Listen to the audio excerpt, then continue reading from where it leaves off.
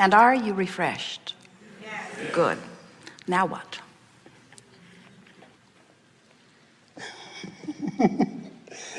Hello, Abraham. Earlier you were talking about when we came down from non-physical, we had a sense of being worthy.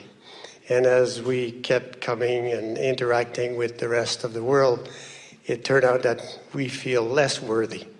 And I wonder if you could explain to us or tell us how we can regain that sense of worthiness that we originally experienced. Well, let's talk about what the underlying feeling of worthiness is. In other words, when you are in utter alignment with who you are. Here's a better way. So when you are only non-physically focused, you're offering one stream of vibration. As you come forth into the physical, now in your physicalness, you have the potential of offering two streams of vibration. When you sleep, you close the gap and you're only offering one. Before you were born, you were only offering one. Then you're born, it widens. You sleep, it closes.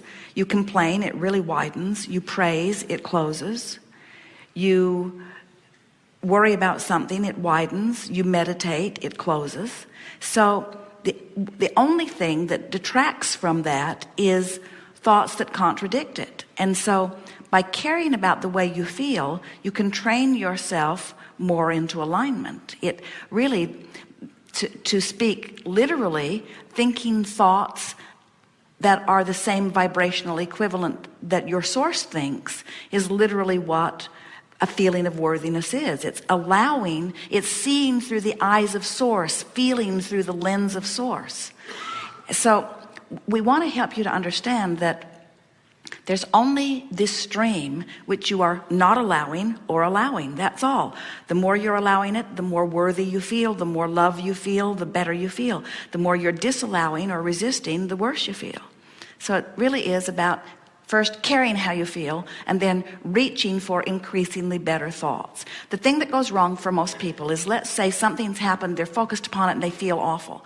And then they think that what we're saying is, well, just stop thinking that awful thought and think a wonderful thought and you'll be right back. Well, of course you would be. It's just that you can't make that jump, because law of attraction is helping you maintain. Law of attraction is helping who you really are maintain this thought pattern, and law of attraction is helping who you are in this physical body maintain that thought pattern. When you get focused, haven't you ever noticed that if you start worrying about let's start in a more positive place. Have you ever started wondering about something and it starts showing up? You can barely say, I wonder about such and such, before it's in a magazine, it's on the back of a truck, all kinds of things begin to show up in your experience. And so when you realize that law of attraction is responsible for keeping the swirl of thoughts nearby, then you realize that it's illogical for you to think a thought that's a big departure from where you've been hanging out lately. So what's really required is a decision, a determination to focus. A determination to focus in the direction of good feeling thoughts. That's the process, and then it just takes determination and practice in order to accomplish it. What happens is, when you start making lists of positive aspects, you'll become addicted to them. And what addiction is, by that we mean you'll get the vibration of it going, so that then it's sort of self-perpetuating. Just like when you beat the drum of something you don't want, it perpetuates that for a while. The word worthiness, let's define it in the fullest sense of the word. To feel worthy is to feel the wholeness of who I am. To feel unworthy is to have separated myself from who I am. So we want to say, to feel worthy, to feel love, to feel appreciation. The definition of all of that is to feel the perspective of who I really am. Something more or more detail? Yeah, one place where I experienced that is, say I'm listening or looking at a beautiful vista in nature, and all of a sudden I can watch it for, say, 20, 30 seconds. And then all of a sudden I say, well, that's enough for me. In other words, my cup is kind of full. Or I'm listening to Abraham's tape, for maybe an hour or two, and then I'd say, oh, I can't. I got to close the book. I got to cut it off. It seems like at that point, this sense of worthiness gets in, and at that point, it's like I have to turn it off. Well, do you think it's because you've worn out your worthy welcome, or do you think it's because once you get into that vibration, that then things begin to call you? Okay, to action or to do or to live it or something like that? Because we're not encouraging you to find a subject and be happy there forevermore. We're encouraging you to use whatever subject you can find to tune yourself to a higher vibration, and then law of attraction is going to bring you a whole lot of things that match that vibration. So we don't think that's an example of unworthiness. We don't think you're pulling yourself away from it because you don't feel worthy of it. Do you?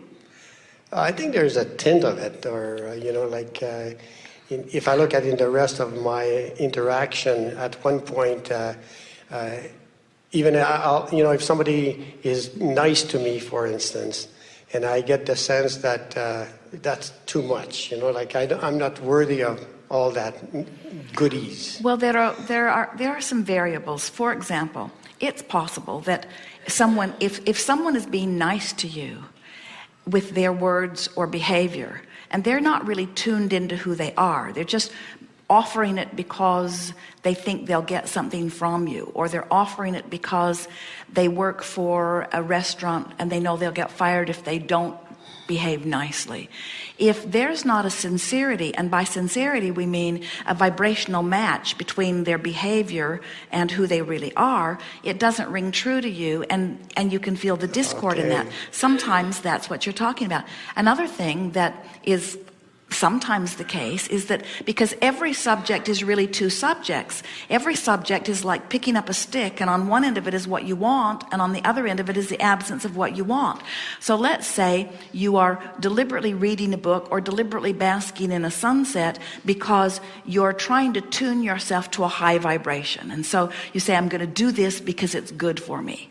So you pick up this stick that says, I'm doing this because I want to feel better.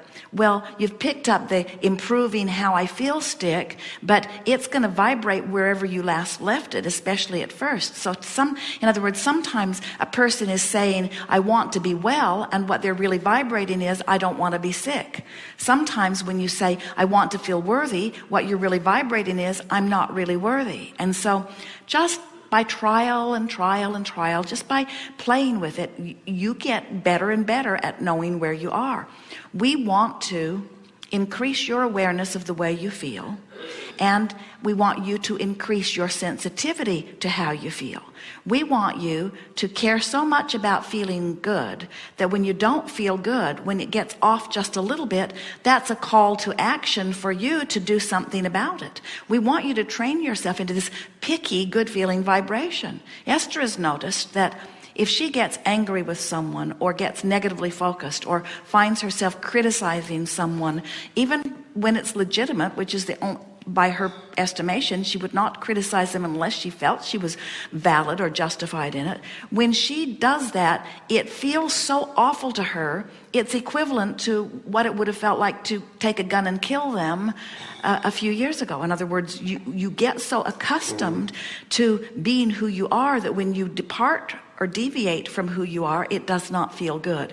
And so we want to say to you that a feeling of unworthiness is the way you are defining. You personally are defining. You're using that word to describe departure from the fullness of who you really are.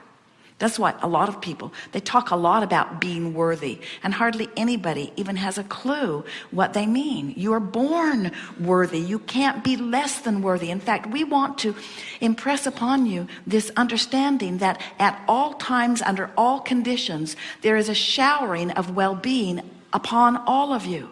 It is profound and profuse and eternal and always present. There is always a showering of well-being, and adoring, a loving, an appreciating of source about you.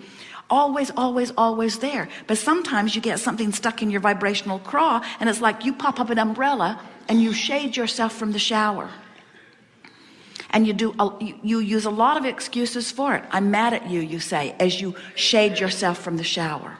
Or I should have done better, as you shade yourself from the shower of well-being. Or I didn't like that, or I didn't like what happened, or I'm worried about what will happen. In other words, you use so many, not just you, but humans use so many excuses to not allow themselves to be in the full recipient mode of this energy of well-being. And when you practice those thoughts and you develop patterns of deprivation, that's what that feeling of unworthiness is, or unhappiness, or discomfort, or dis-ease. It's just everything that you feel is a level of alignment or not, worthy or not, love or not. And if you've been listening to us for a while, you've heard us say, you never walk into a room and look for a dark switch. You don't expect to find a switch that you flip that makes inky, misty darkness. And we promise you, there's not a shower of unworthiness. There's not a shower of sickness. Oh, I got to get into the right shower. Is that the worthiness shower? Oh, I'm under the unworthiness shower. There's only a spraying, a constant flooding of well-being, which you are allowing or not by virtue of your thought in the moment. Very good. Thank you very much. Yes, indeed.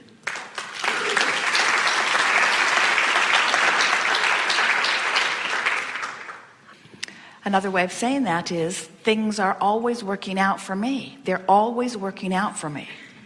The escrow is there. It's already completed vibrationally, and all of the forces of the universe are in the process of bringing me to that. So everything is working out for me. And we can't think of a better phrase to express with a wanting to reach for the feeling of it while you're expressing. In other words, don't just parrot the words. Feel what the words mean.